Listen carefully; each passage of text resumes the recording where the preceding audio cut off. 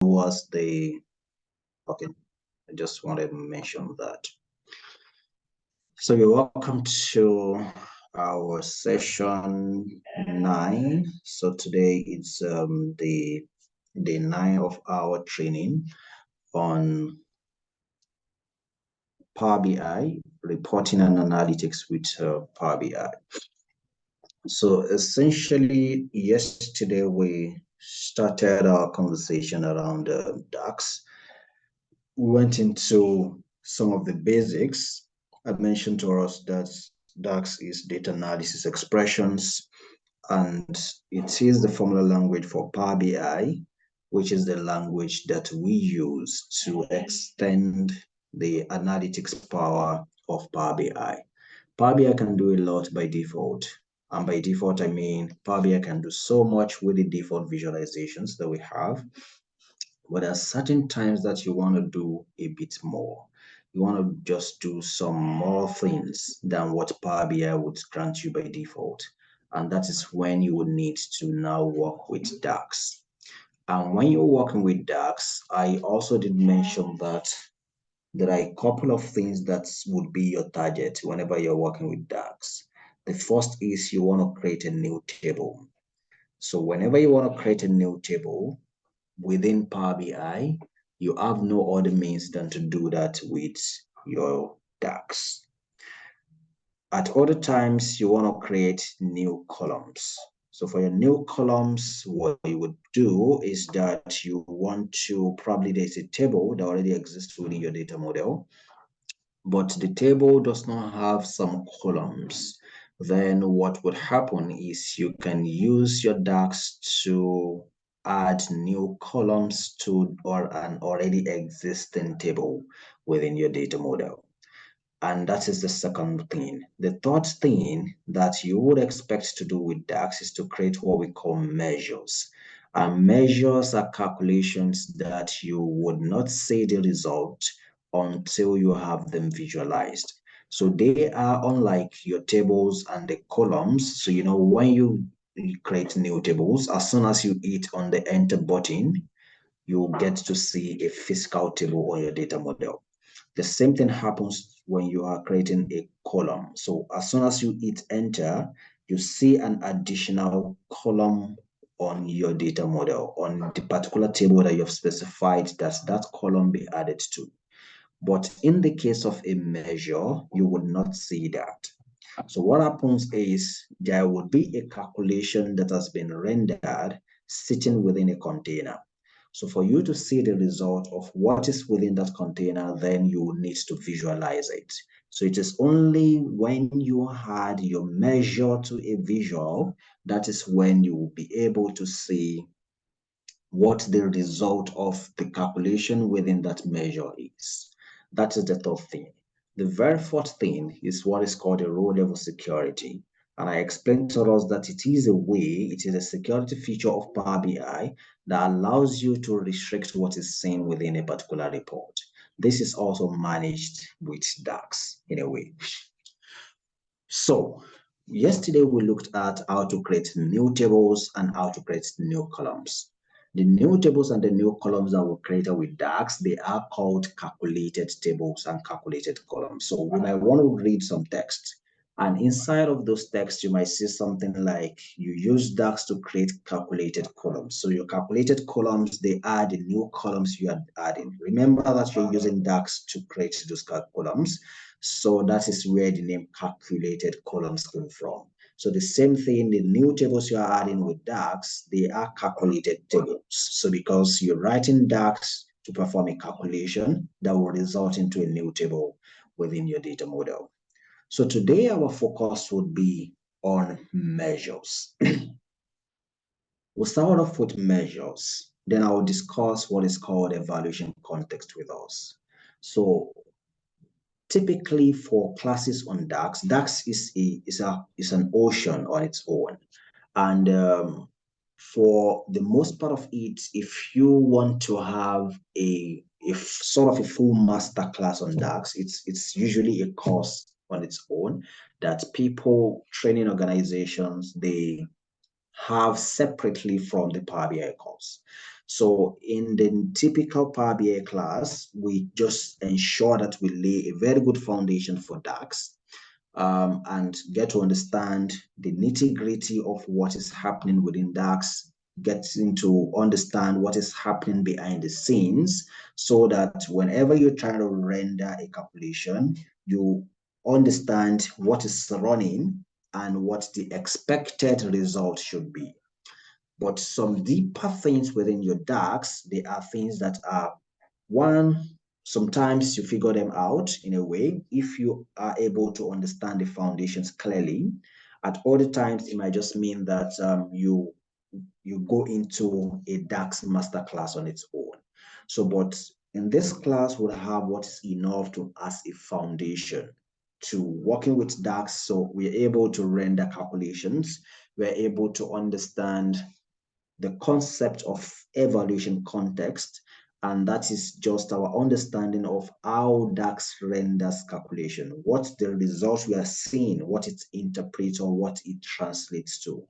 So because if we do not understand how our calculations are evaluated, we'll have so much troubles with DAX. There'll be so much troubles with DAX. So the very basic thing, the very foundational thing, not basic, foundational thing that we need to be aware of, the evaluation context. We'll cover that into this class, and we'll talk extensively about measures. So we'll have an high-level overview, we'll do some calculations, and after today, would hopefully share some materials with us as well that would extend some of our understanding as regards what DAX can do really. All right. So now let's get back to this. So let me see if I can open something in Excel.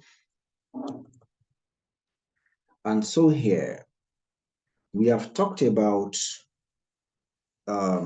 tables.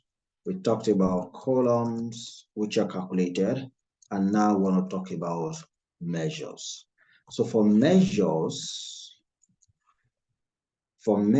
we have three different calculations on the measures.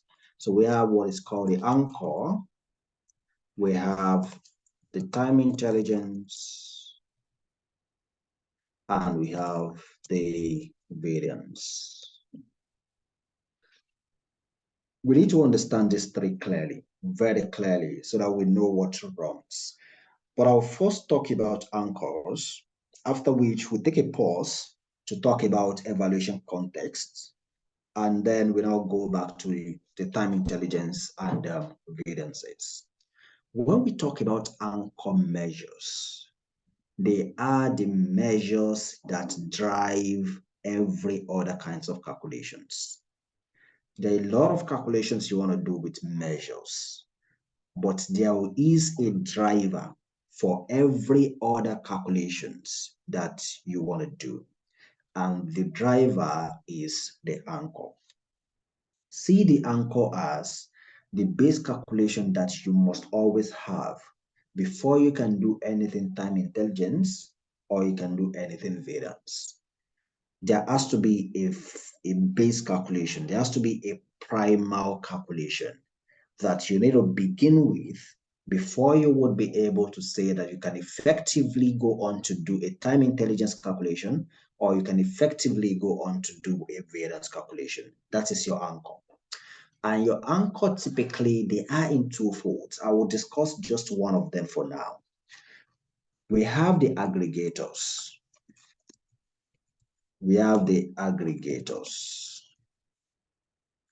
When we do aggregates, so aggregates, what are they? So you're trying to do a summation of numbers. You're trying to do a count. You're trying to do an average, a mean, a max. If you want to get some aggregate functions, so if I do a subtotal like this, so some of the things that we see here, they are aggregates. So they give aggregate values. That's what they do. So in essence is we have the sum, you're doing a count, you're doing an average, a mean, max, Yeah, or you're doing a distinct count, something like that. Distinct count. Okay, so all of this, they are aggregators. They are things that would allow you summarize your data at an high level. So for instance, we have a revenue column. Want to know what our total revenue is, then we use a sum. So sum is a function that exists within DAX. Want to know what the number of our transactions are. So we want to run a count on the transactions to know, okay, in the last 1 year or throughout the period that we have in our data, we had a total transaction of this number. So you're running a count on that. You may want to know what your average transaction amount to, what the minimum transaction is, what the max transaction is, or you want to know what's you're doing a distinct counts to say you want to know who are your distinct or how many are your distinct customers. So you want to know specifically how many are your customers. So you do a distinct count on them so that it just counts distinct customers. It leaves out repetition. It leaves out duplicates of the customer names. So these are aggregators that exist. And remember that what we're talking about here is we're talking about the anchor measures. So anchor measures is what we are talking about here. So let's go now to Power BI and write a few anchor measures. Whenever we want to start to write our measures, just like what we did for our calculated columns and tables, what we did, if you remember, was we went to our data view, and from the data view, we went on to now say that we had a new column or a new table. We can go the same route and click on new measure. But what I would do instead is, because if you go the same route and click on new measure, you sometimes may not be so conscious of where your measure will drop, because once you don't write the measure, you know your measure is just a container. So it will sit in any of the tables here. So whatever table you had clicked on last, that's where your measure will sit on. But for you to have a full control of where you want the measure to sit on, what I would do instead is you come to the table, the exact table you want your measure to be on, do a right click on that table, and then you see new measure. So here I came to my facts table. I want it to be here. I want the measure to be here. So I do a right click on my facts table and I say new measure. So I'll click new measure.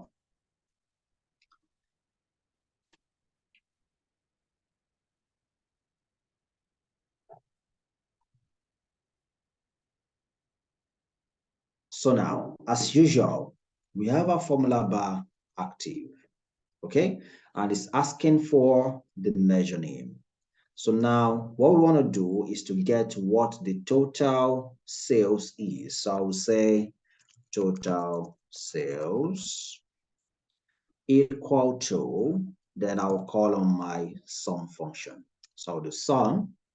And now sum is asking for the column name. What is the column that you want to perform the summation of? You want to add up all the values in it. So we said that our column is the sales column. That's where our revenue figures are. So we want to add up everything in the sales column. So I'll just say that I'll just type sales.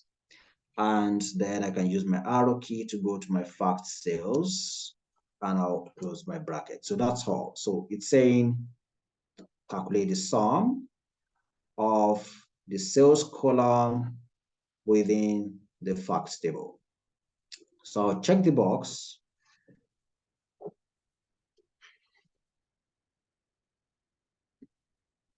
And now we have a column, we have a measure. You see now that we have a measure sitting right within our facts table. It says total sales, and it has this calculator. This calculator implies that this is a measure. This is not a column within this table. So we have a total sales measure.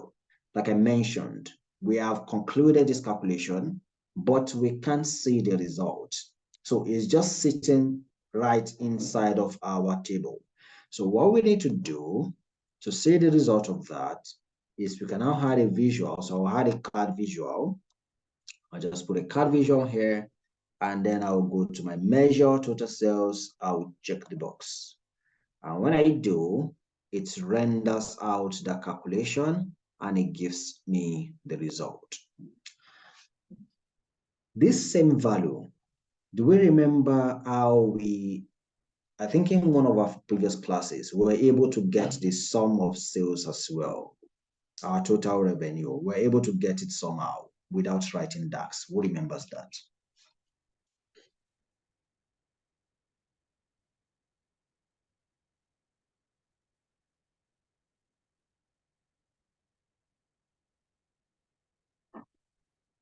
Anybody remembers that?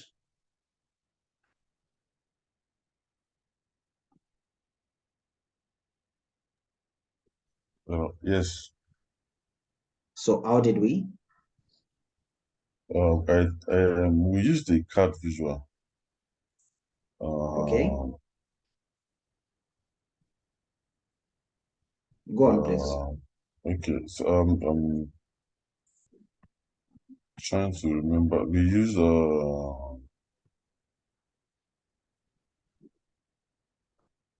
I think we just use the sales, but I can't remember if it was the sum in particular. Okay. Thanks for the trial, Sadiq. Anybody else? How did we get our sum of sales without writing DAX before now? I think automatically when we did sales on that card, it automatically did the sum, if I'm correct. Excellent. Excellent. So if I had a card visual, another one, and I come to the sales column here and I put it in the fields, it gives us the sum of sales. The difference between these two calculations, remember total sales, that is our measure. Sum of sales, that is just we dragging the sales column inside of the card. The difference between these two is about the types of calculations that are possible within DAX. So we have two within Power BI. So in Power BI, there are two kinds of calculations. Power BI calculations, there are two. So we have what is called the implicit and we have the explicit calculations. So we have the implicit and we have the explicit. Implicit calculations are the calculations that are implied by Power BI. Power BI does those calculations for you by default. So you didn't send Power BI, but it just guesses that because you have picked a numbers column, you added that column to a visual, Power BI is thinking that you need a sum, okay? And that is an implied calculation. The other kind of calculation is the explicit calculation, which is you expressly telling Power BI that this is how I want you to calculate, and that is the DAX route. So whenever you're doing your calculation yourself, what you're doing is you are doing an explicit calculation, which means you're writing DAX to get whatever you want to get to. But when you allow Power BI to do the calculation for you, by just dragging and dropping a numbers column or a text column or whatever kind of column into a visual, and a calculation is rendered by Power BI itself, then you know that that is an implied calculation. And for your implied calculation, I don't know if I mentioned that, it's not always the sum. So by default, it gets you a sum, but you can change what you also see. So if I come here to the fields, I click on this drop down, I have a list of options here. So I can change this to an average. I can say it should give me an average instead of the sum, and it just changes the calculation. So you can manage that from the drop down that is here. So that's just by the way. So now we have our sum, our total sales, which amounts to 2.3. Okay. So this is an anchor measure. We have calculated the total sales. Let's quickly do a few more anchor measures. So if I come here, we say that I will do, let me do average, and I will do, okay, I'll just do average, then I'll leave us to do a few others. So how do I write a new measure again? I'll come to my facts table, I'll do a right click, I'll do new measure, and then I would say that for this one, we want to get what our average sales is. So I'll say average sales, and now we use the average function. And average function is also asking for the name. So let me see, is there a way to hide this guy?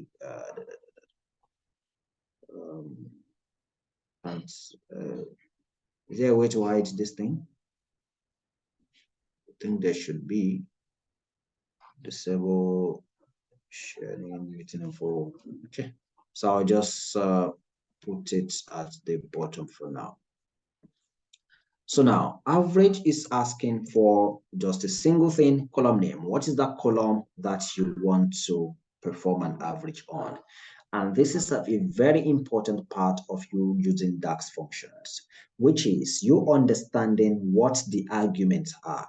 So average is asking just for a single argument, which is the column name. So what is the column?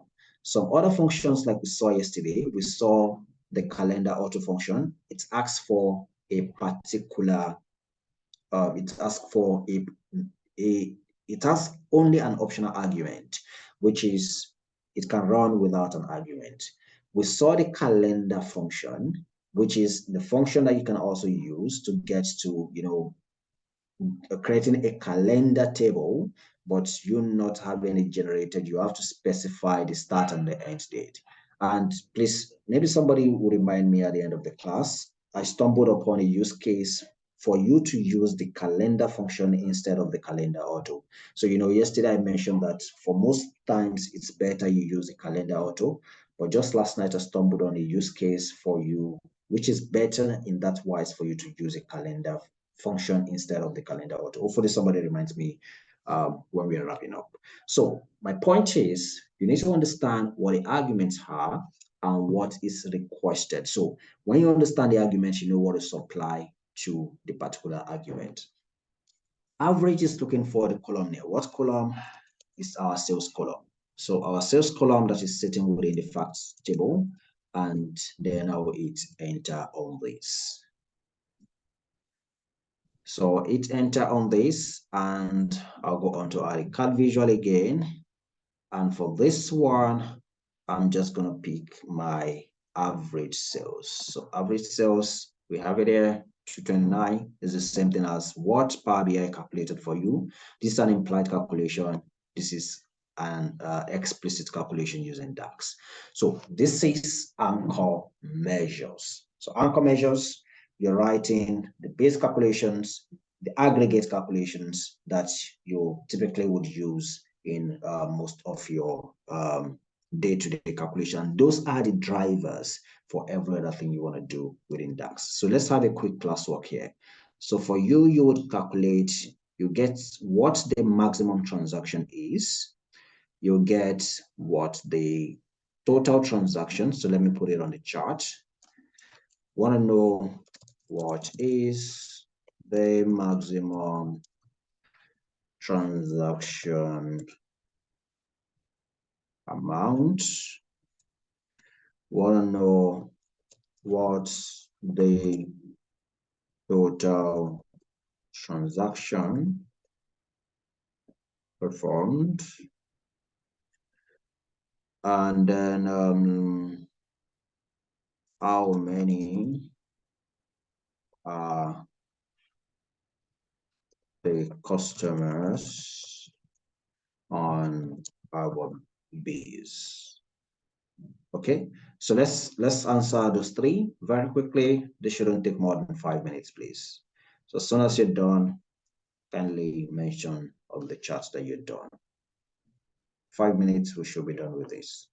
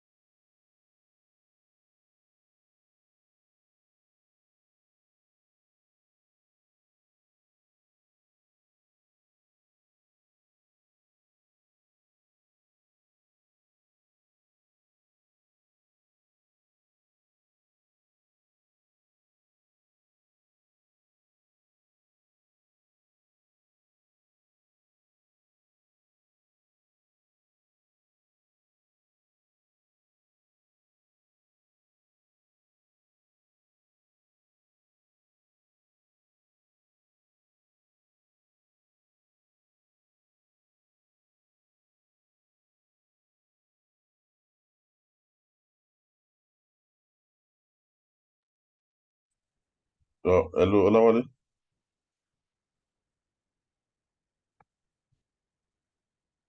Hello. Hello, Sadiq. Let's be producing. Send this at the Oh, beginning. oh,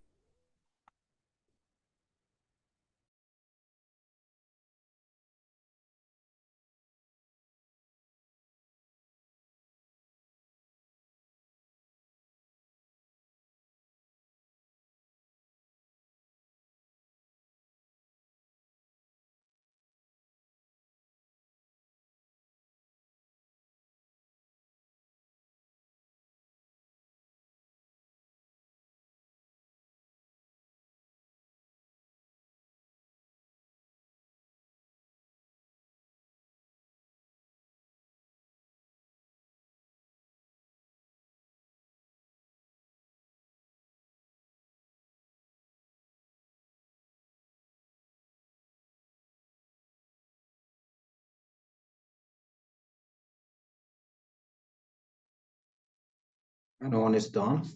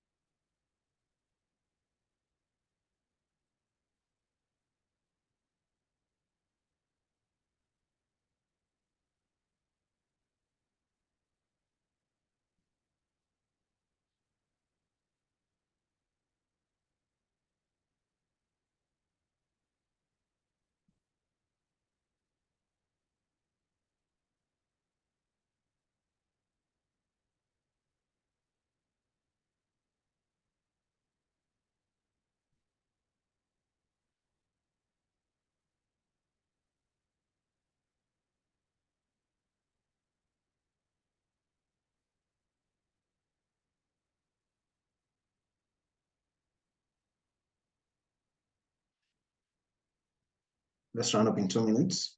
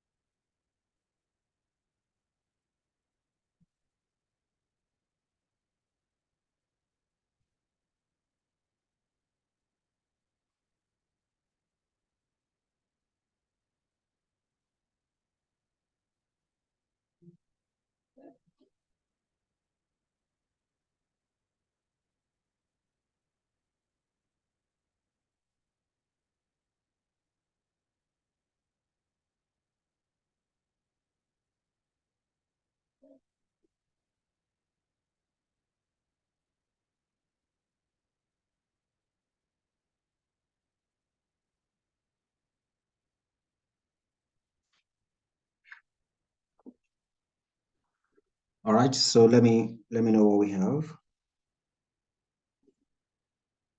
Who is going first? So let's share our screen. Let's say what we currently have.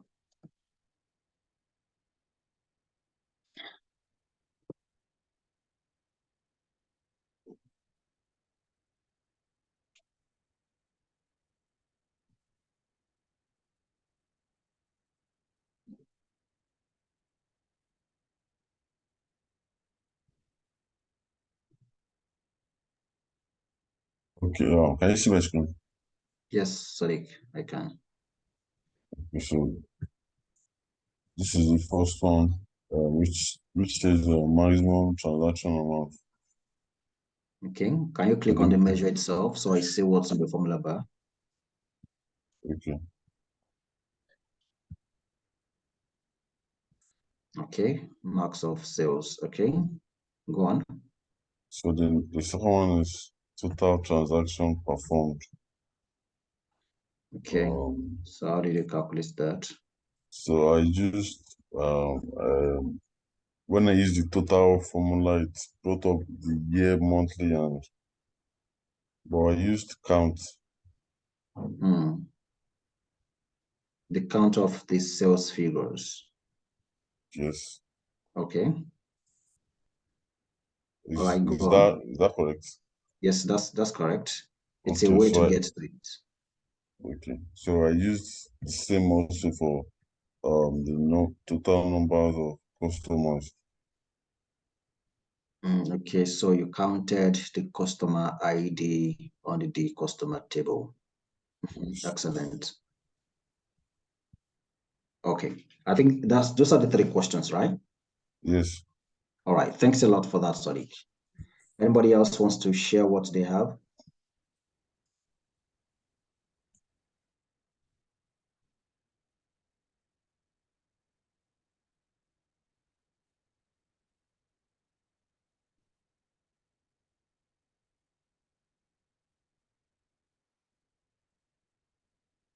Okay, so I'll go on to share back my screen now. Okay, while it's sharing.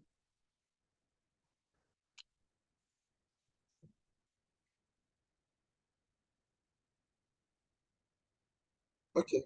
Hello. Yes, I can hear you, Wally. Okay, so for the maximum count, so this is what I did. Let me do this. So I use fat quantity. Okay, what was the question here, Wally? What are you trying to get here?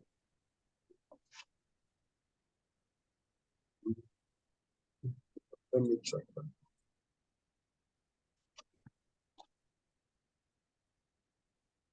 Maximum transaction amount.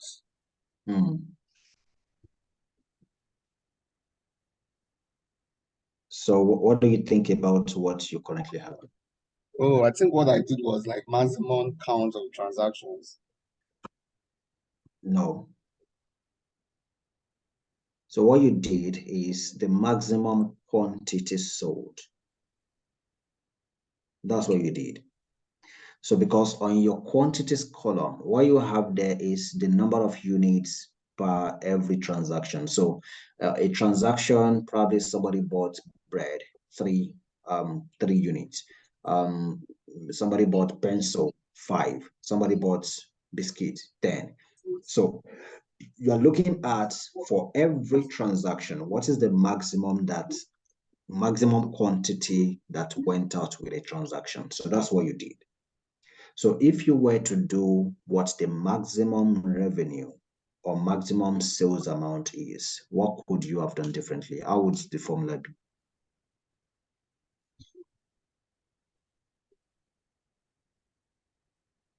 So just modify this formula to answer that question.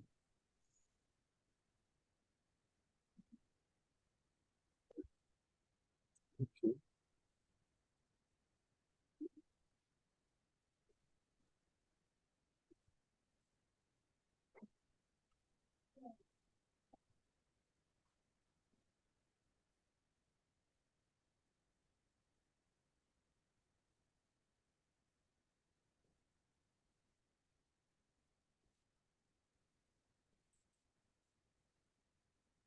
So the first thing you need to figure out is you want to get what the maximum sales amount is. Which column has your sales amount?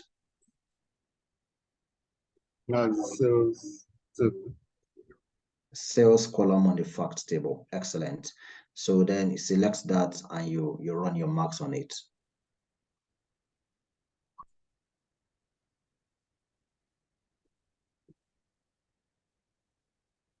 All right. So that's the only one you were able to do, right? No, I was able to do this to total transactions. But when I tried that, it was showing, it came up with like an error message, like showing dates. So I had to use sum when I use total. I don't understand. Use the total again. Okay.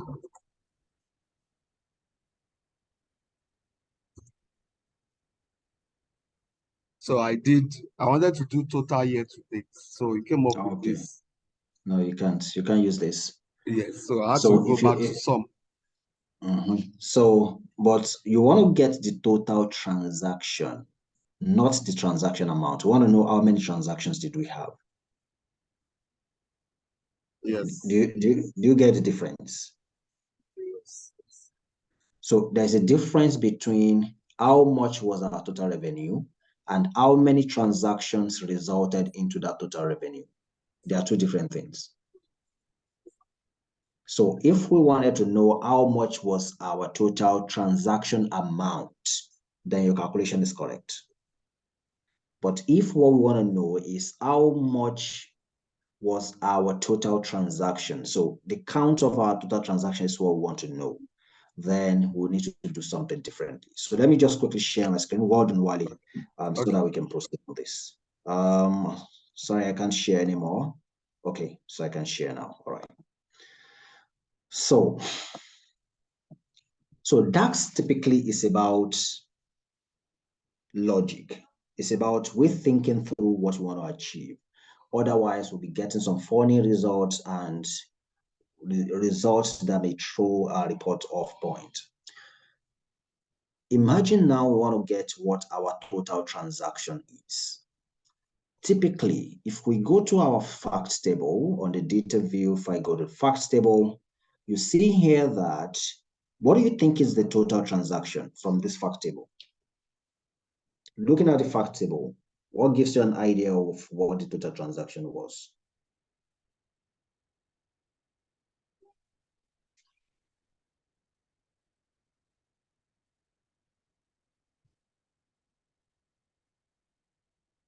Anybody wants to try?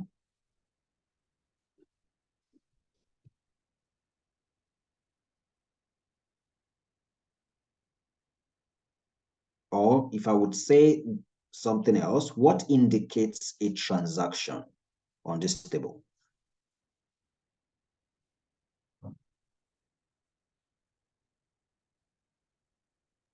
Let me try. Okay. The sales and the quantity. The sales and the quantity. Okay. Every other thing on the table, what did they speak to?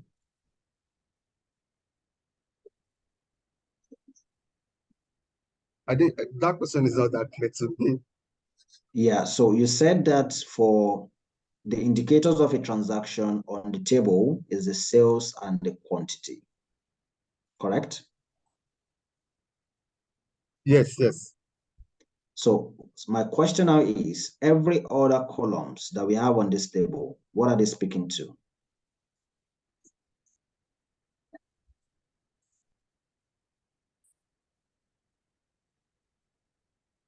I've confused you, right? Let me assist you.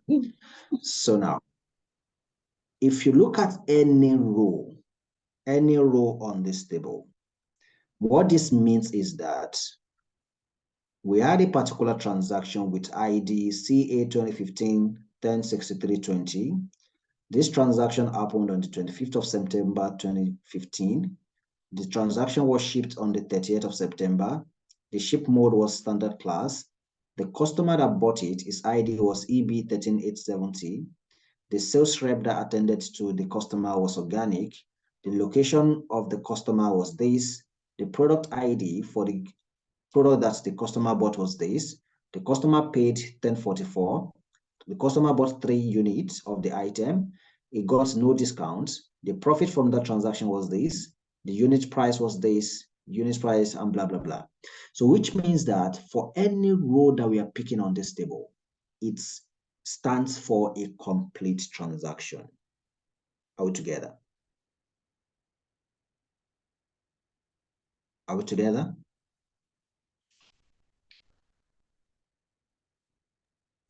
Yes, yes. Okay. So if a row stands for a transaction, then my question is, how many transactions happened?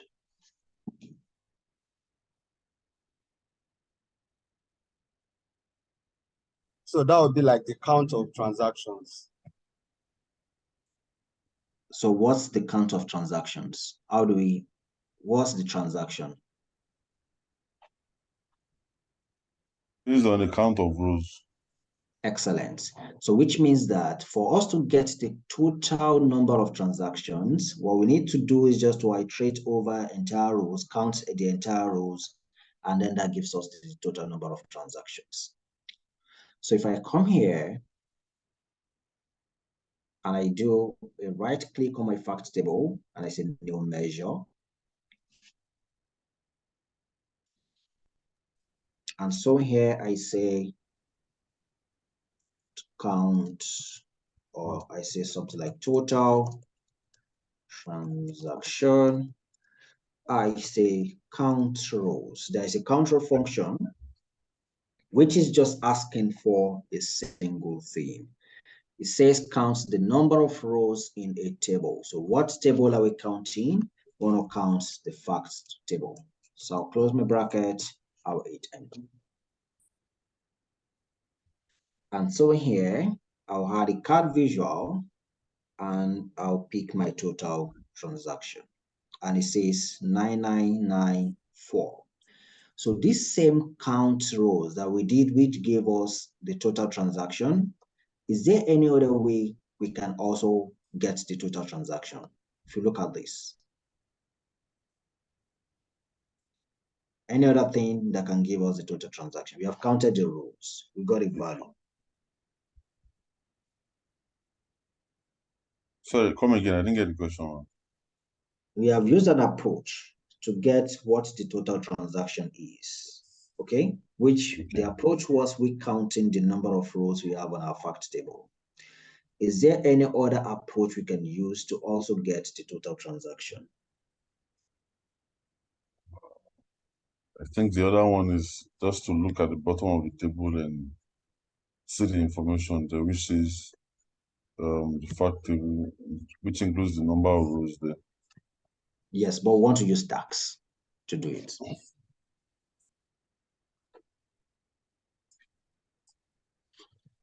So Sadiq would like shortcuts so much.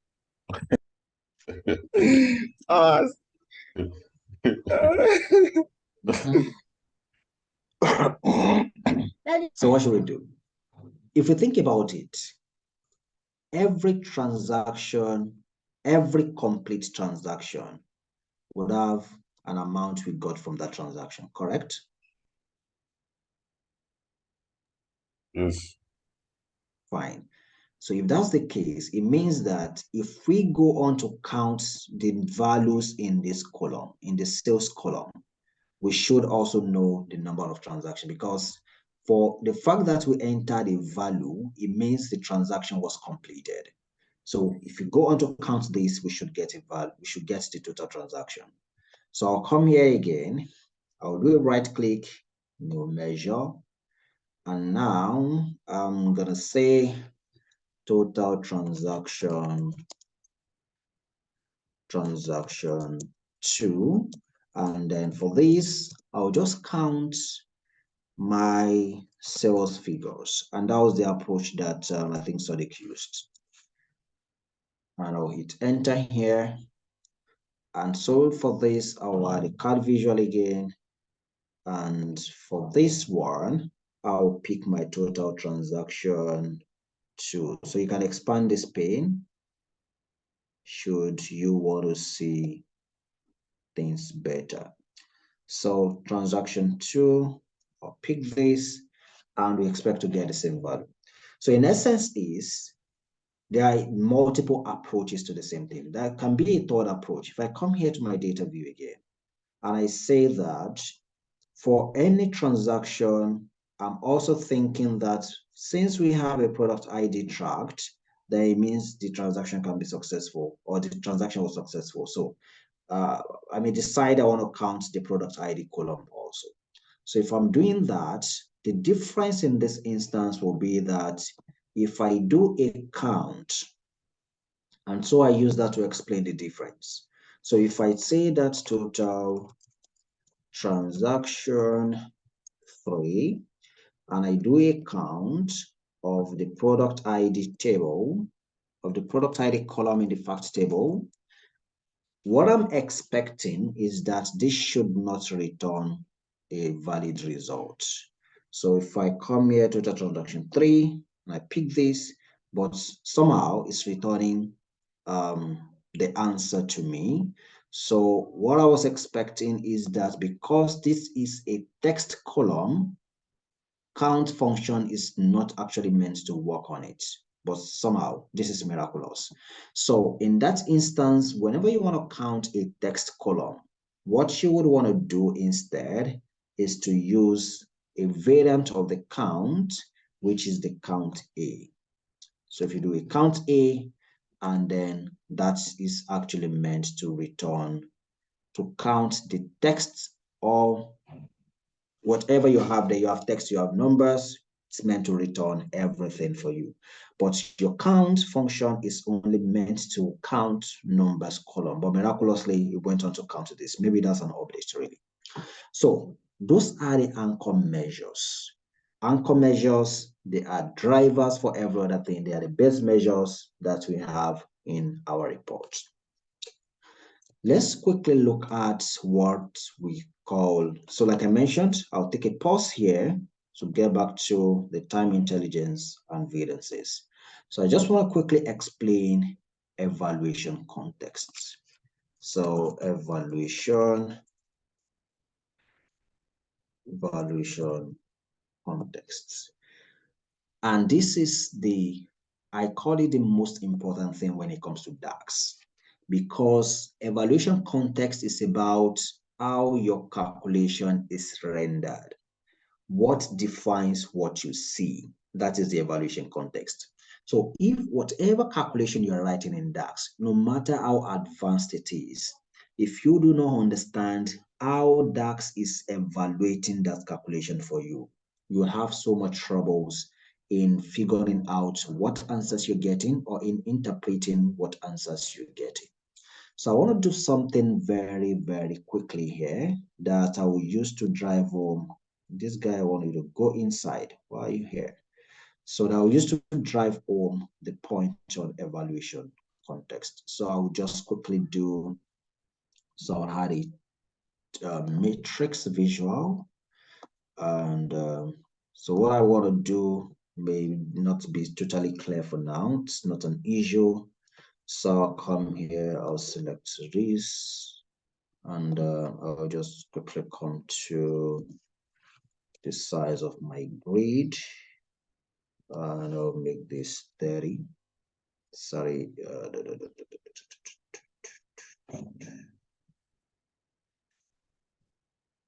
Size of my, somehow this thing wants to misbehave. Grid.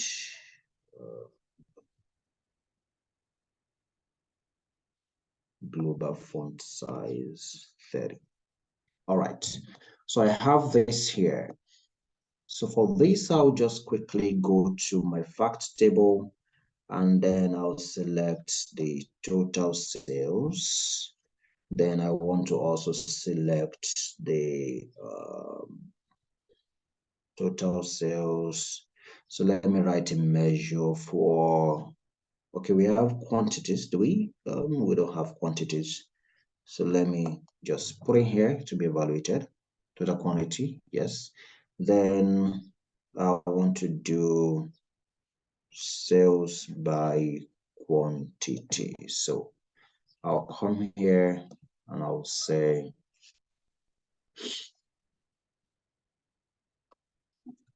sales by quantity. So that will be equal to total sales divided by the sum of quantity. And I'll just add that to this. Sales by quantity. All right. So everybody look at this. On the total sales, this is central, east, south, west, and I have total here. What is our understanding of what we see here under the total sales based on what we have on this table? Who can interpret what is happening here, or who can explain what is happening here?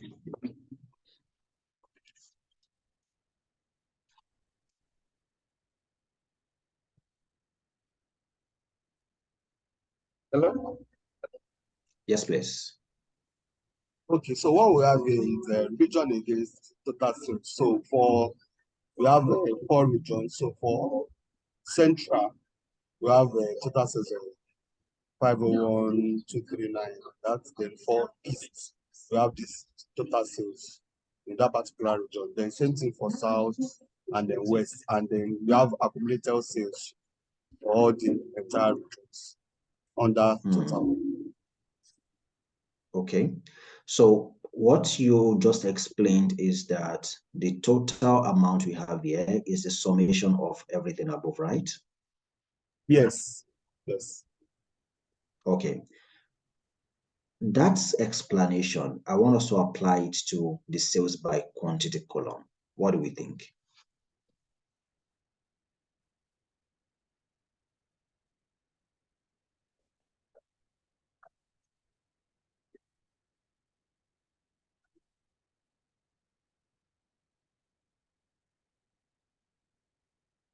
What do we think?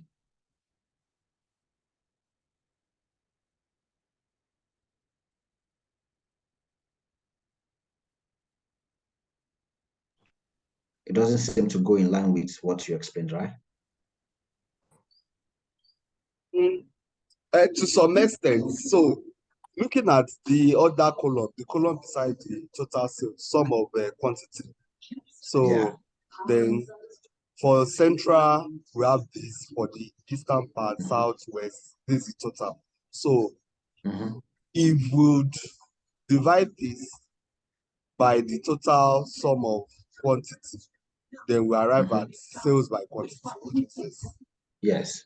So my question now is, what is our explanation of the 60.66 that we see here?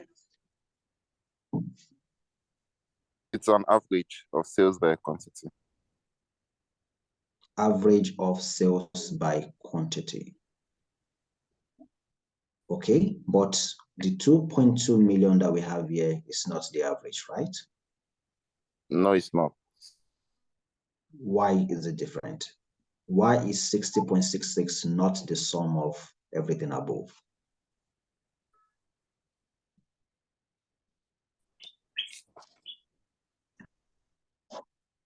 All right. So this scenario, what we have just seen now, is what we explain evaluation context to us.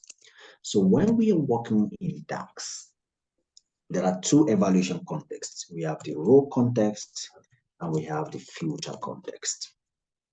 So what normally happens is, for row context to come into play, it's either you are creating a column or you are creating a table. And what row context simply means is that whatever calculation you are rendering, the calculation will go row by row on your table.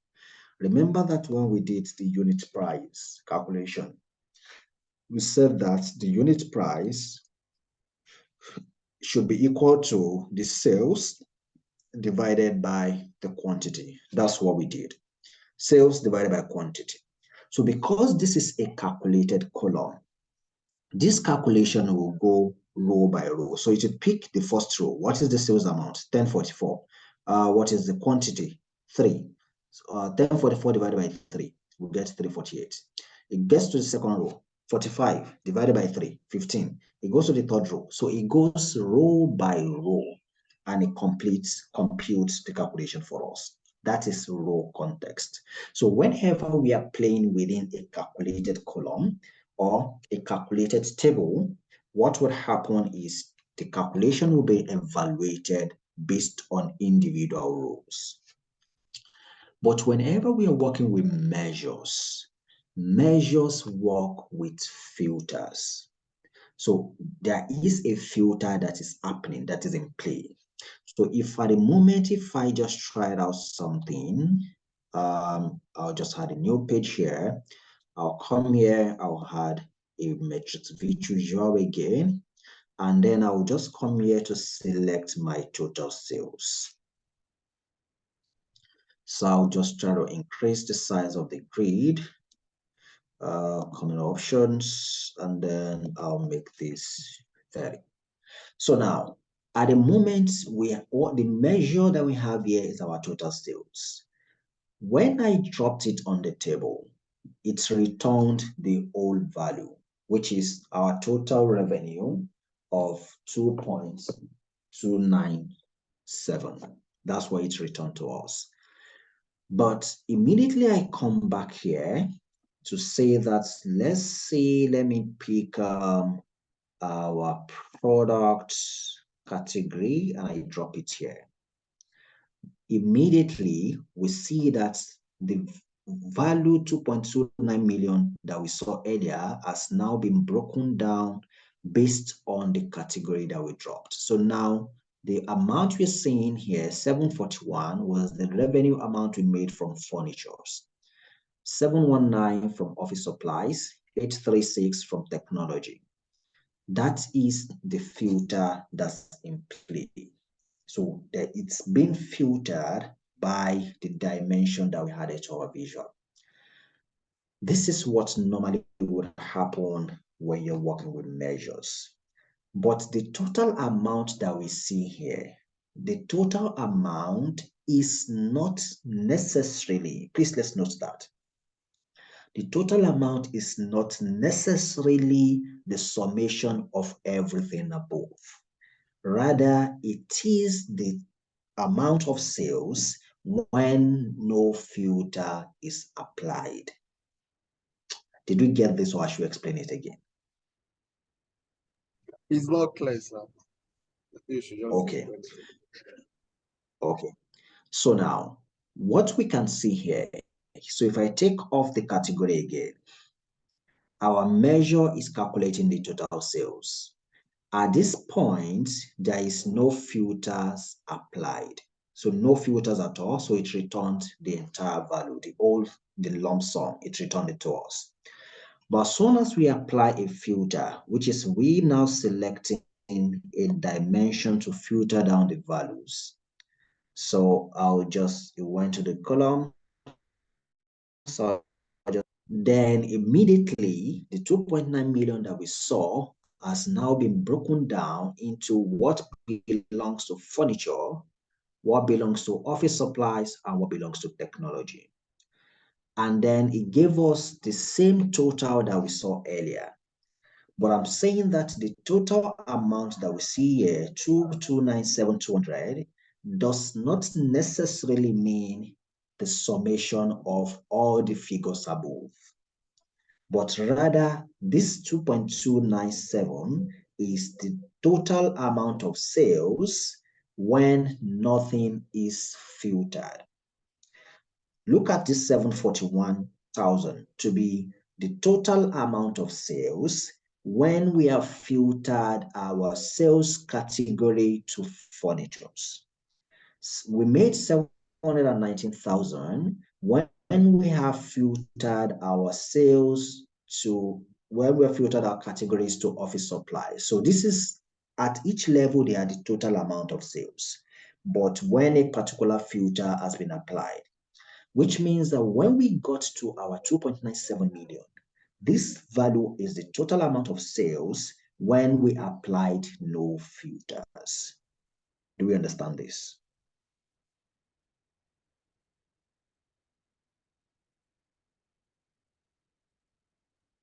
Is this clear or not still clear? Not still clear.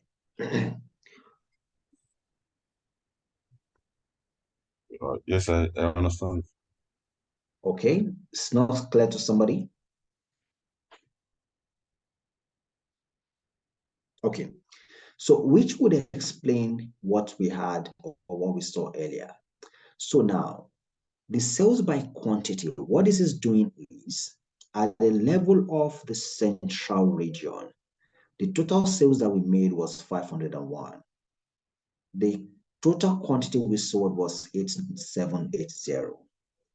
The sales by quantity at this level is picking central divided by sum of quantity, and it gave us this. The same thing is applicable down to west. But immediately it got to the total, which means 2.297 was what we made from the entire transaction when there is no filters. The total quantity 37,873. Then what is the sales by quantity when nothing is filtered? So at this point that we see 60.66, what is doing is 2.297 divided by 37,873. And that's what gave us 66.66. So my point here is that the 60.66 is not the summation of what is above. Rather, it is the sales by quantity when no filters is applied. So that's how we should see the totals value that we get. So not necessarily would the totals value mean that it's the summation of what is above. Sometimes it may be equal to that, depending on what context is in play.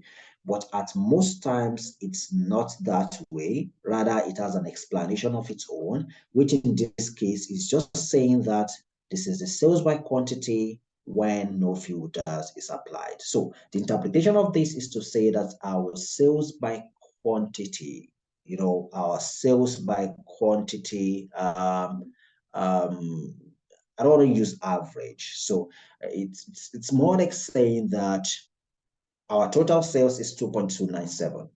The total quantity we sold was 37,873. But the sales amount per quantity, maybe close to saying an average, is 60.66. But now, when we now look at individual regions, for Central, we notice that the sales by quantity for Central region was 57, which is pretty low. So we may want to now investigate why it is low for Central region, because that is pretty lower than what is expected. So what we expect is that the sales by quantity should be around 60.66, okay? Because that is when we are not referencing any region whatsoever. Do we get this explanation?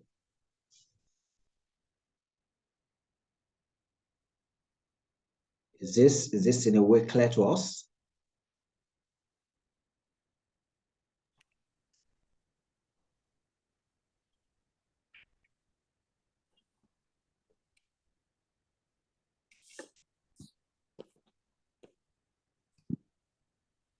Is this clear? Clear, not clear? It's clear to me. It's clear to me. Okay, thanks, Abdul Samad. Abdul Kudus, Alawali Abdul Samad Sadiq. Is it clear to us? Yes, it's clear.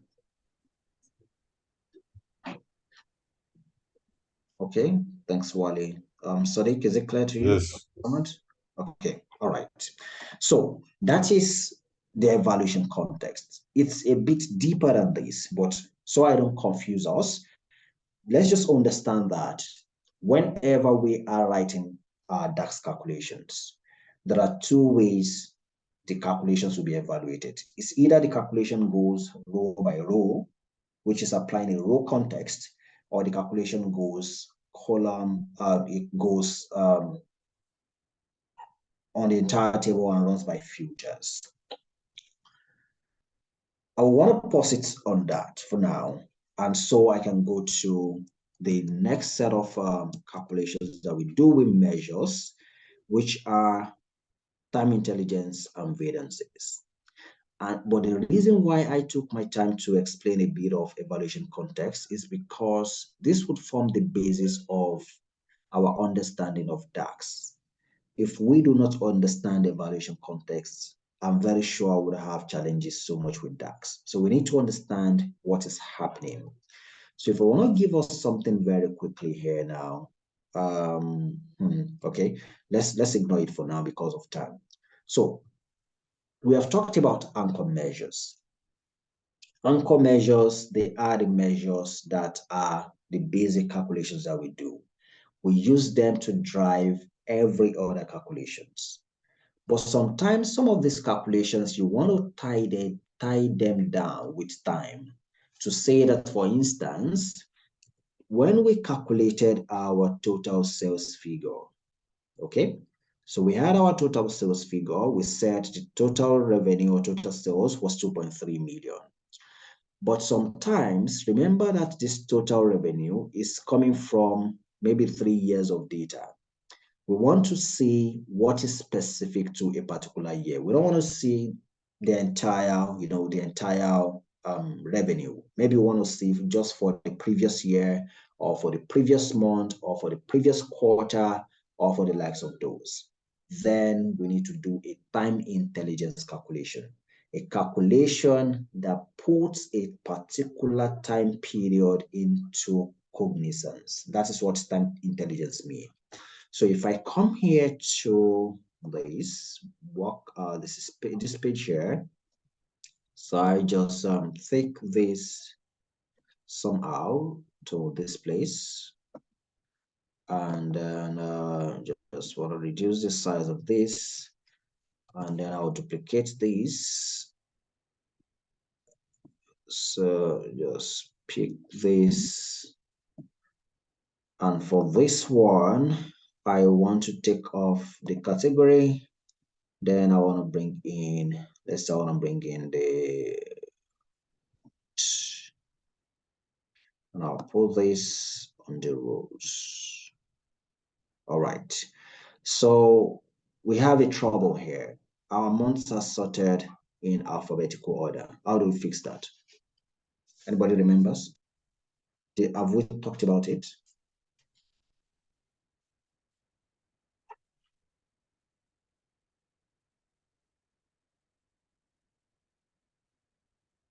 Did we talk about it at all?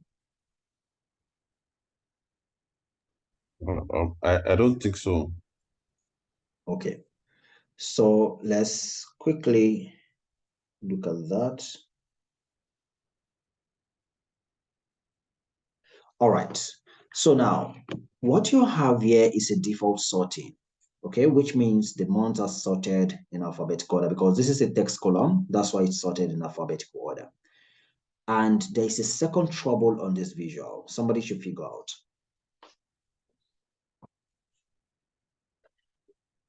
They all have the same amount. They all have the same amount. So what is the issue? I think it's the filters issue.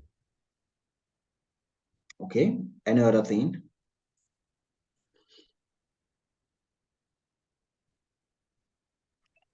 I think some months are missing, like September. It's not a complete year. It's there. Okay. Let me see that.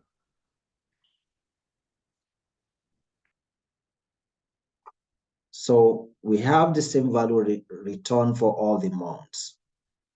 I remember there was a session we mentioned this.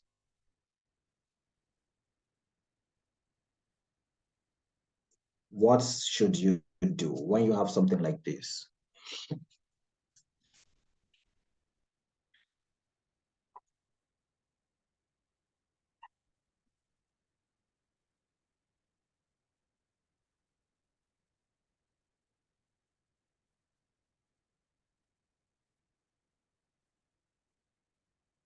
What should we do?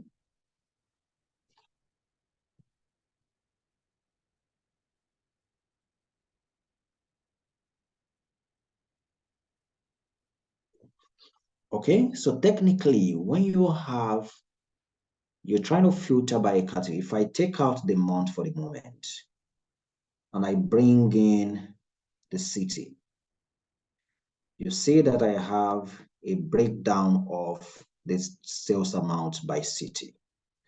But if I go back now to the month, and I pick this and drop it on the rows, I do not get that breakdown. your very first point of investigation should be your data model.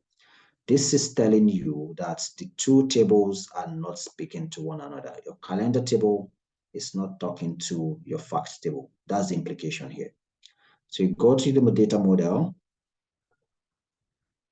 and on the data model, if we say our calendar table will be somewhere. So this is calendar table here. Our calendar table is here. It's not connected to the facts table. So we don't expect them to filter one another. It's not possible. So what we need to do is to come to our facts, other dates, and then I'll connect it to the calendar. And once the connection is done properly and correctly, then we should have the values filtered now. Okay, so now, how do we fix the date, the month that is sorted alphabetically? So we want this month to be sorted. January 1, January should come first, February should come next, March, then like that. And this is one of the reasons why you would need a date table. So what we need to do is to come to our data model, our data view, go to the calendar table, and on the calendar table, so you go to the month column. So once you select the month column, then you see a button that says sort by column. So you click on the sort by column, and it's just saying that, how do you want to sort this month? But at the moment, we don't have what we can use to sort the month. So we need a column that whenever we have January, it will say 1. Whenever we have February, it will say 2. Whenever we have March, it will say 3. So let's add that column very quickly. So I'll say new column. And so here I would say that month number, then I want to format the dates column. What is the format that I will use? That will return 1 for January, 2 for February. What format will I use?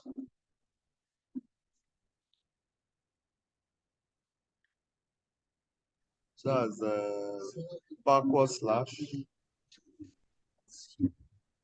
Backward slash. Yes, then double M. Double M and I think 1. Double M and what? And 1. And 1, like this. No. I don't think so.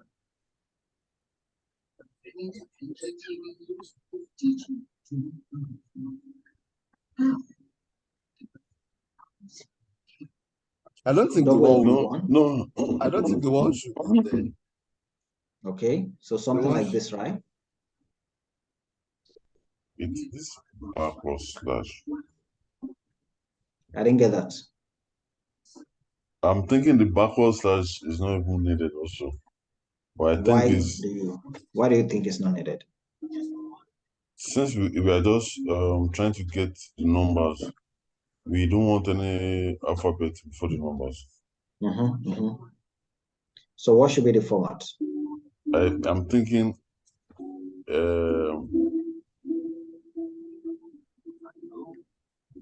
MM, which is for month, and I don't know if it will be 1 or 1.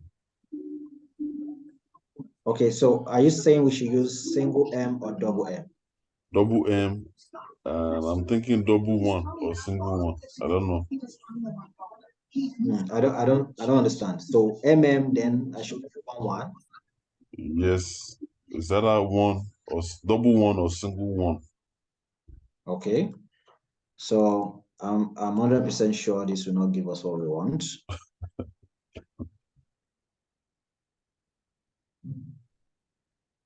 So you see what we have? So which means once you get to December, we'll get 121. Wow. So this is the code here. We mentioned it yesterday. When you want the full month name, you use 4 M's. If you want abbreviated months, use 3. If you want the numbered months, either use 2 M's or use 1. The difference between the two is for January, this one will return 01. For January, this will return 01. So I want it to return 01. And then for single M, for January, it will return 1. So that's the difference. Do we get now? Yes. So now, which means in our code, we can just use double M and that will be just fine. So it will return 01 for January, 02 for February. But if you don't want the leading 0 there, so if I filter this now, you see that we have 01 down to 12. So if you don't want the leading 0, we just take off 1M so that for January, it just is 1 and then till 12 like that. Okay, so we have this now, and this column, we want to make it a numbers column. So I'm going to change the format to O number. Yes, so I want to change this to O number. And now we have a column that we can use to enforce the sort order. So now it means that whenever we are on January, if I filter this down to, let's say I'm filtering down to March. So what we expect to see on our month number should be 3. So which means the tally now. So whenever we are on March, we are saying 3 here. So whenever the month is January, the month number will be 1. Whenever the month is December, the month number will be 12, which is perfect for what we want to do. So what we now do is we select our month column, which is the column we want to sort. And then we come to the sort by column. So we want to sort the month column by the month number column. So select the month number column. And now what we are telling Power BI is use the month number column to sort the month. So whatever comes 1 under the month number column should come first under the month column. So it will see 1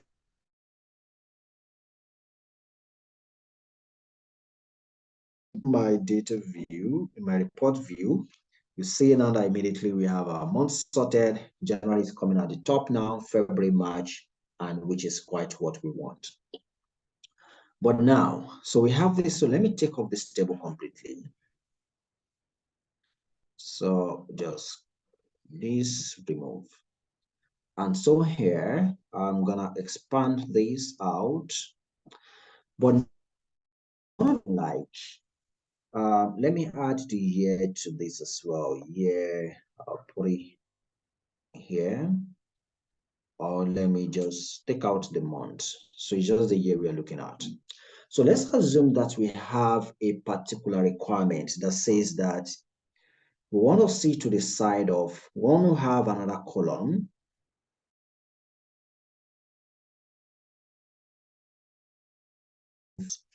You know, this 2014, this is the revenue we made in 2014. This is the revenue we made in 2015. But we now want to have another column that would reveal to us what the previous year's revenue is. So at the level of 2015 now, we'll be seeing the revenue for 2014. Do we understand that?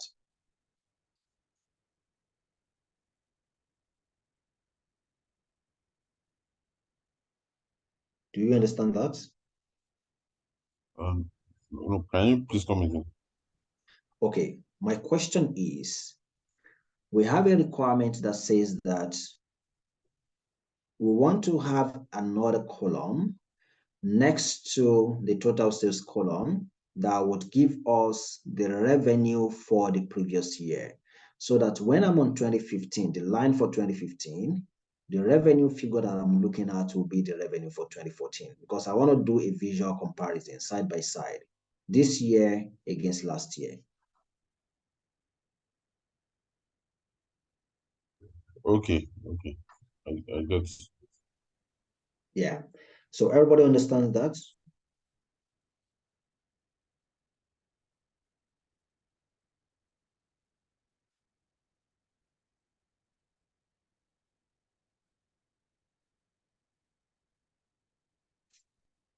Okay, so now the way to achieve that is to somehow find a way of manipulating the way this calculation is rendered.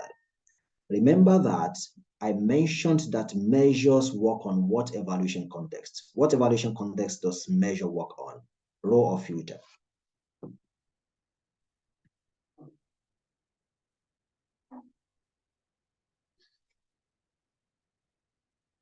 Filter. Filter, excellent. So which means if we keep on adding this column, if I go on again and say that for some reasons, I want to pick my sales and I add it here again, the same thing will be rendered because it's running on the filters context. So it's looking at what filter is for the year. So the year at this level is filtered to 2014. So it will filter the values to 2014. The same thing will be returned. But somehow we want to manipulate this such that it ignores this filter and then uses the filter that we specify. Whenever we want to do what is called a context transition, so that is what it's called. You want the context to transit from using the year filters that you have on the table to something else that you will specify. Then you have a function in DAX that is very powerful for something like that. It is called calculate. So I'll take out the sales column. And so I'll come to my fact table, I'll do a right click and I'll do new measure. And so here I want to say previous year sales. And for this, I would use the calculate function. It says evaluate an expression in a context modified by filter. So we are trying to modify the context that is currently available here. So the expression is what is the base calculation you are referring to, which is our total sales. So if you want to call on any measure that you have already calculated, you have already defined, use the square bracket. It gives you the list of all the measures, and then you can speak whatever you want. So total sales, that is the measure. And now the filter is, remember, we want to do a previous year sales. So do previous, just type previous. You see option, you can do previous day, previous month, previous quarter, and previous year. So we do previous year. And then previous year is asking for a date. So what is the date column on your data model? And so we select the date that is sitting on the calendar table. And across the bracket for previous year, close the bracket for calculate, and I hit enter. So when I do this with the calculate function, I have altered the way the total sales measure, which I already have on the table, I've altered the way it will be rendered now. And now it will be rendered such that whenever it's on a particular filter, which is 2015 in this case, it will go 1 year backwards. So which means when it's on 2015, it will return value for 2014. When it's on 2016, should return value for 2015. So let's go on to add that to our table. And that is exactly what we see. Quick question here. Why is 2014 under previous year sales? Why is it blank? Because we don't have a figure for 2013. Excellent, because we don't have data for 2013. So there's no previous year for 2014. And so when we are on 2015, it's showing the value just for 2014, because at this time, at this row, we have asked it to go a year backwards. So that's what that is doing. And so that is what your calculate function will do for you. It allows you to change the filter context. Excuse me. It allows you to change the filter context. It allows you to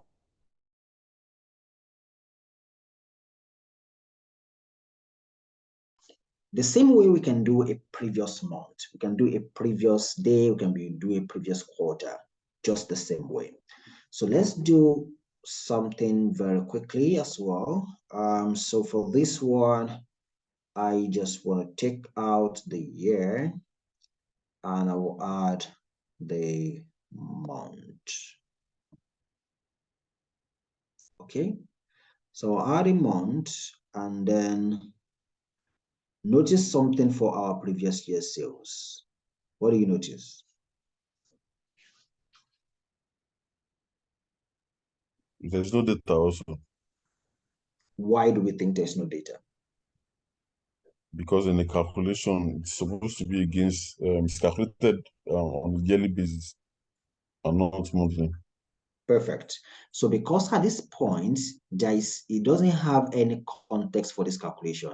Previous year's sales is meant to run based on year. But now we don't have any year filter on this, so that's why it's blank.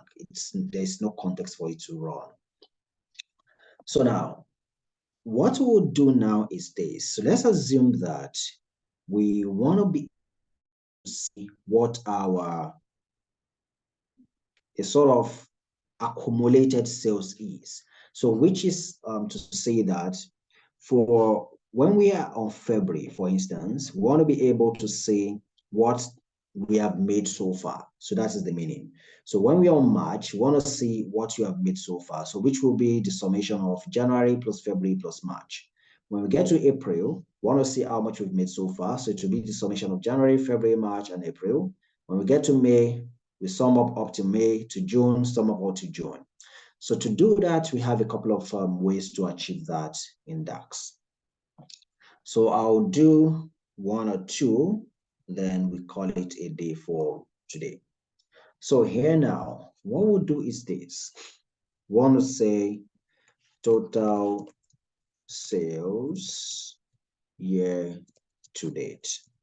So total sales year to date, remember that we want to alter the way the calculation will be rendered. So we don't want it to go by the filters, rather we want to specify a particular filter for it. So we need to use our calculate function. And the expression is our total sales.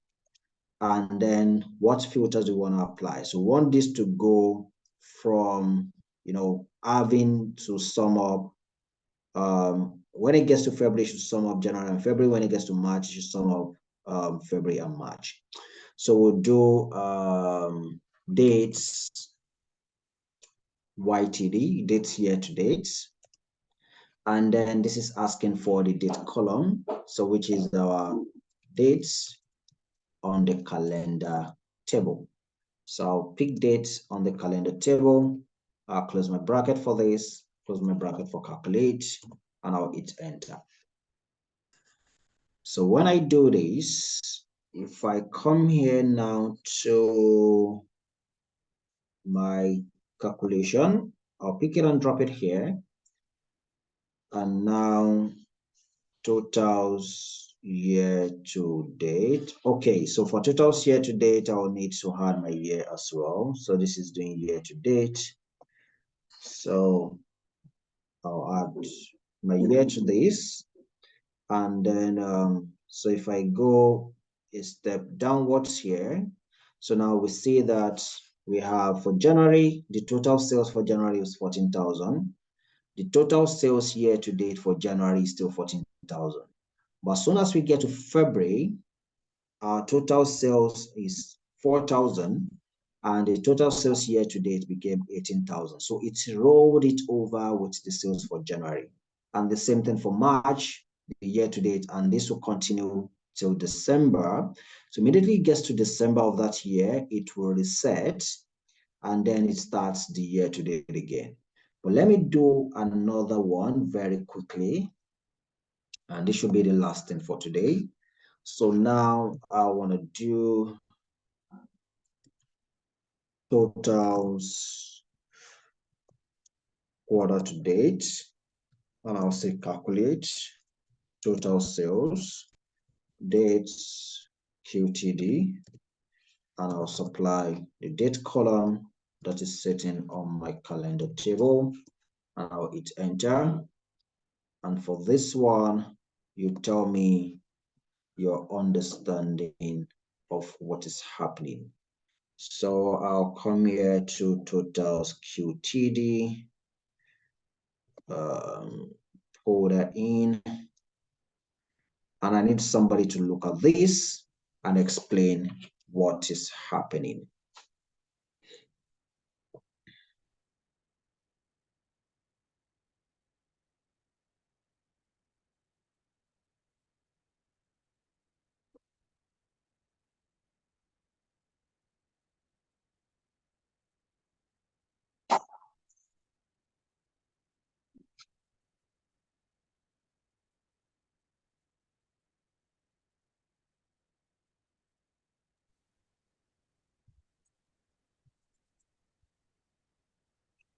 Oh, okay, so based on what I have seen here, we have the normal totals, months calculation of year to date. But when it gets to the QTD, it calculates from January to February and March. Then when it gets to April, it starts the calculation again from the beginning, rather than continuing it as like it does for the month. Okay, so why do we think it's resetting or it's reset after March? Yes, based on the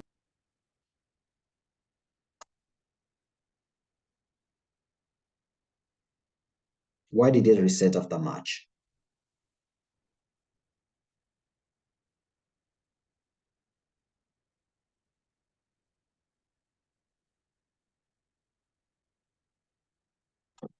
hello?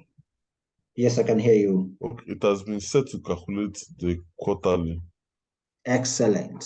So it's because it's a quarter to date calculation. So at the end of every quarter, the calculation will reset. And this is just so that we are sure of what's being calculated and we understand how the calculations are rendered. So when you're doing a year-to-date calculation, you know that the calculation is meant to reset at the end of the year.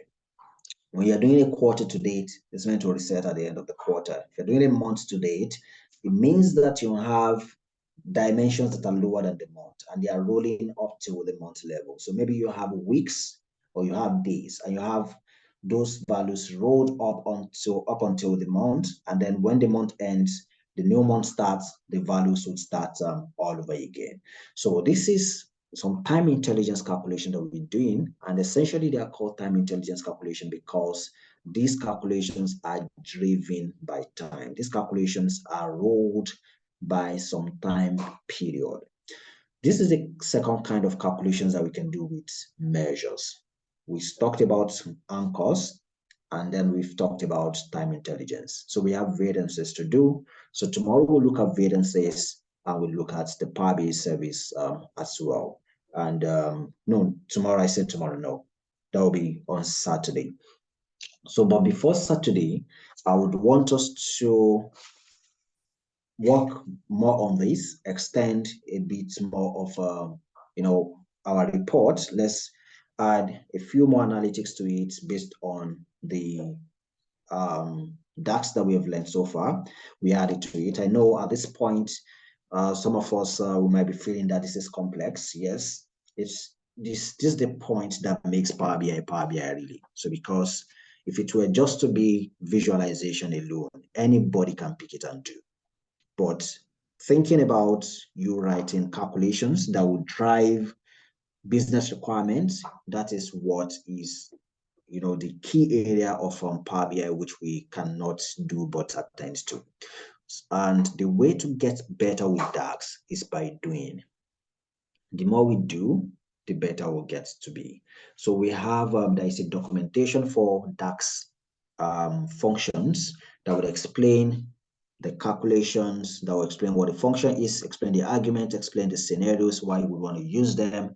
I will share that with us when we round up, so that we don't get to be overwhelmed. So I just want us to take this time to review the contents properly, practice as much as we can, think of some things. Okay, so we have done quarter to date, we have done year to date.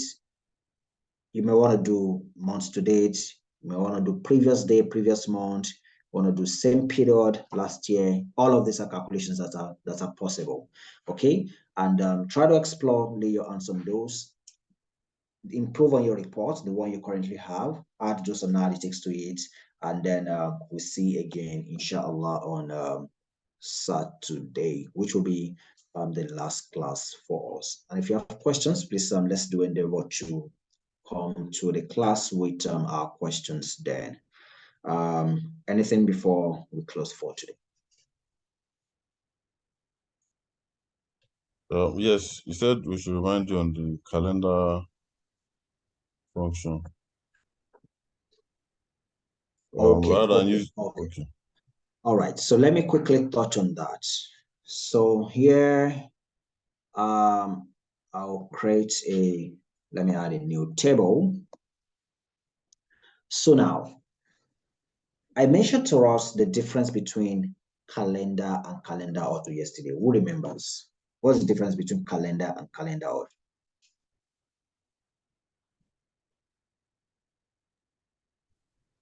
Yeah, okay. So based on what I remember, calendar auto picks all the days it's based on a yearly calculation. It picks all the days, all the dates in a year. That's for calendar auto. Well, for calendar, it can be sorted to a particular date to another date in a year, in a different year. If I'm right. Thanks for the trial. Good trial there, Sadiq. Anybody else? What's the difference between calendar and calendar auto?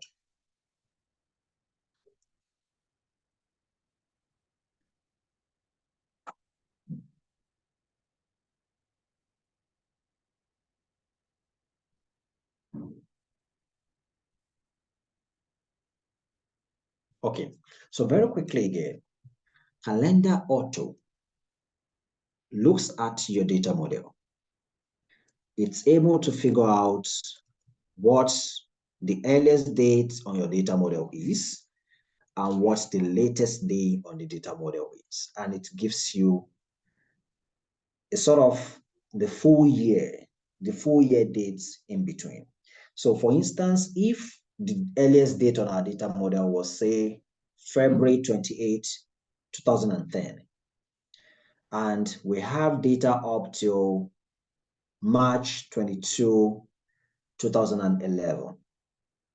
February 28, 2010. Let me put this on Excel.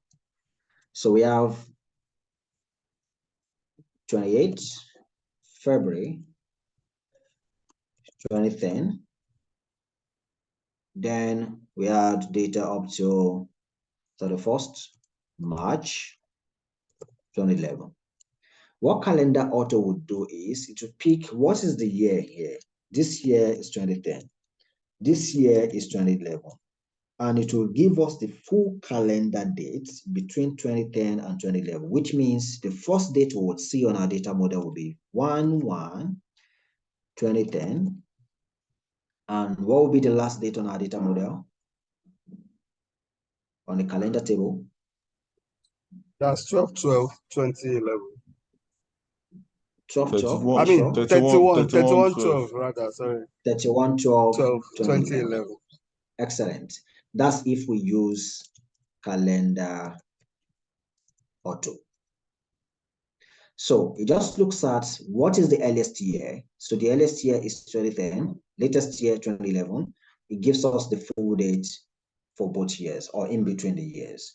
So if this were to be 2030, for instance, it means the year here will be 2030. And then we expect to have dates up till 2030. That's what we expect. But whenever we are using calendar, it will ask us to specify the start date and the end date ourselves.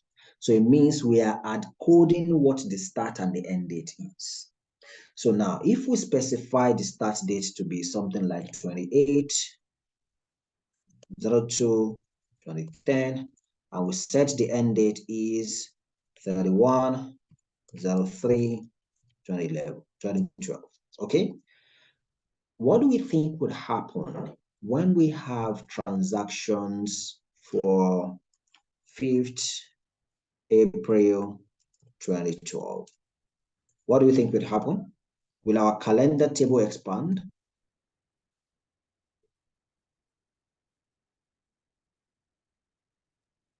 No. No. No, because we have the end date hard coded.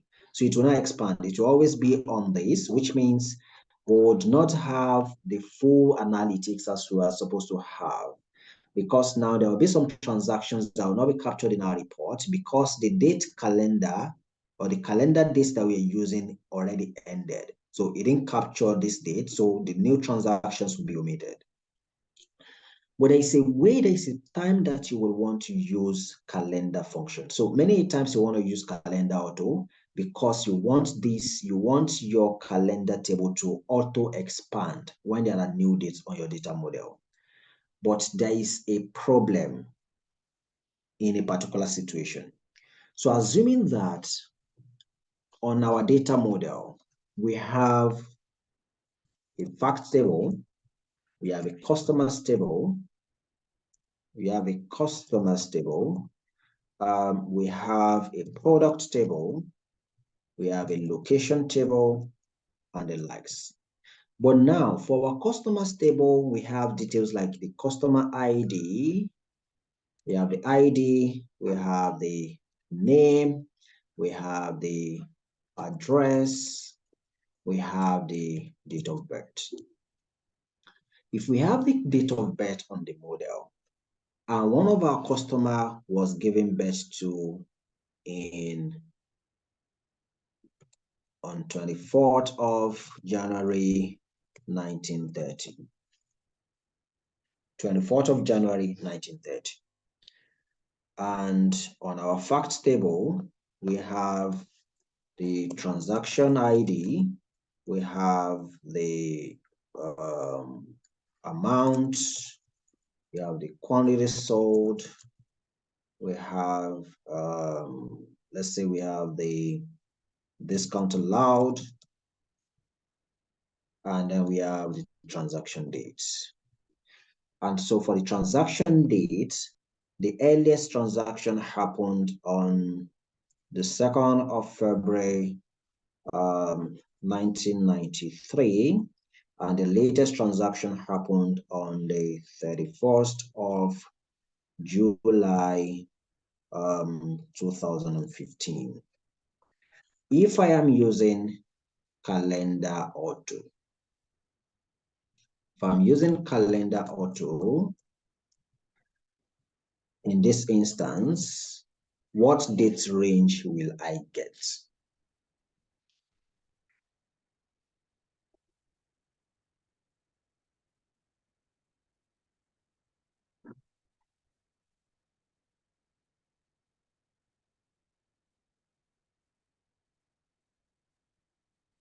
First, I think it will be 1st of January 01/01/1993 and 31st 12/2015. Okay, thanks for that, Sadiq. Anybody else? I'm using calendar auto. What date range would I have on my calendar table?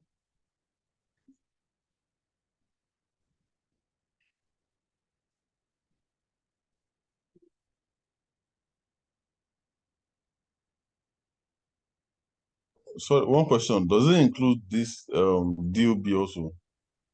Okay, so that's where I'm coming to. Remember that this DOB is also on the data model. This is a customer's table, right? Yes. And the customer's table has DOB, which is also on this data model.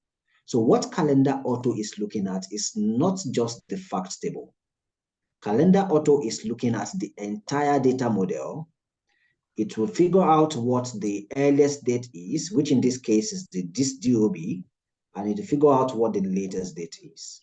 So calendar auto will return dates from 1930 to 2015 for you. Is that a good thing?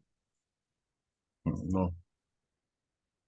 Definitely not, because your data model will be excessively heavy. You wouldn't want to have something like that. So this is about 85 years of dates. So if you have 85 years and each year you have 365 days, we can imagine how many rows you have on that table. So it's not something you would want to have. So this is a situation where you would want to use your calendar function instead of calendar auto, so that it allows you to specify the start date. So we want the start date to be this start date here, the earliest transaction. But how do we now manage the end dates? So let me do that very quickly in some minutes, and so we can close. So what we'll do is we use our calendar function. Our start date, we want to add code it to the date of the first transaction so that we can ignore this DOB. So we say our start date is 02/02/1993. So I'll say 02/02/1993. And then what is our end date? Let's first start code it to 31/07/2015. So I'll say 31/07/2015. Let me run this first to be sure that I got how to type those out correctly. Perfect. So now we have our date from 02/02/1993. If I apply filters here, so the last date I'm expecting to have should be, okay, it didn't load the entire, so let me sort descending. Should be 31/07/2015. So as you can see here, 31/07/2015. Perfect. But now we have, because we want to add code it to the start date, we want our calendar to always start on this date. So how then can we now manage, although this shouldn't be it, rather, we need to start from the start of the year. So we say 01/01/1993. Then how can we manage the end date? Because now, if we have new transactions on our data model, it won't be captured. This will not expand because we have hard coded this. So what we can do is to say that we want to do the max of, so the max of whatever date column we have on our data model. So maybe, for instance, our facts table, we have an order date column there. So want it to run till the last date that is available on the order date column. So that may be what we want to do. So, and then I'll close the bracket for this and I'll hit enter here. So now you see that immediately this has updated. So initially we add the last date to be 31/07/2015. Now it's saying that this is 30/12/2017. So which means that the end date now, in a way, we have made it dynamic such that when we now have new dates that is outside of the end date that we do have at the moment, this would re-evaluate and then it will return what the end date is based on what the new transaction dates are from our data model. So this is a way to actually undo that. So because we wouldn't want a calendar table that would have just too many dates that we don't need in our report. Do we in any way understand what I've done? Yes. Thanks for that. All right, so this is where we'll be stopping today. Then we'll meet next week Saturday, God willing, where we'll be having a wrap up. So please, let's still work on our report. Let's improve on it based on what we've learned with our DAX.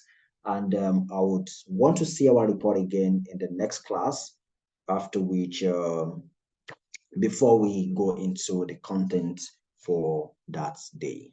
Thanks a lot, everybody, and let's do have a great day. I need to, sir. Okay, thank you. Thank you. Bye.